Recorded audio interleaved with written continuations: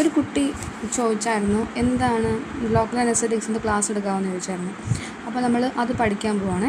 അടുത്തത് ഫാർമക്കോളജിക്കൽ വളരെ ഇമ്പോർട്ടൻ്റ് ആയിട്ടുള്ള ടോപ്പിക്കാണ് എന്താണ് ലോക്കൽ അനസ്തെറ്റിക്സ്, അതിൻ്റെ classification, pharmacological action, uses, side effect ഒക്കെ ചോദിക്കുന്നതാണ്.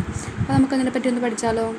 അപ്പം അതിൻ്റെ ഷോർട്ട് നോട്ടാണ് പഠിക്കുന്നത്, ഇത് പഠിച്ചാൽ മതി. അപ്പോൾ ലോക്കൽ അനസ്തെറ്റിക്സ് എന്നാൽ എന്താണെന്ന് ഫസ്റ്റ് ഡെഫിനിഷൻ എഴുതണം. നമ്മൾ എന്ത് ഫാർമക്കോളജിക്കലി ഫസ്റ്റ് ചോദിച്ചാലും ഫസ്റ്റ് നമ്മൾ അതിൻ്റെ ഡെഫിനിഷൻ എഴുതിയിട്ട് വേണം ബാക്കി എഴുതാൻ വേണ്ടിയിട്ട്. അപ്പോൾ നമുക്ക് ലോക്കൽ അനസ്തെറ്റിക്സ് എന്താണെന്ന് നോക്കാം.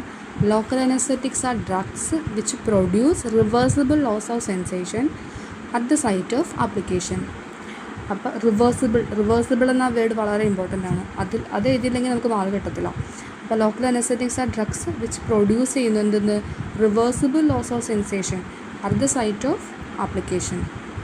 എവിടെയാണ് നമ്മൾ അപ്ലൈ ചെയ്യുന്നത്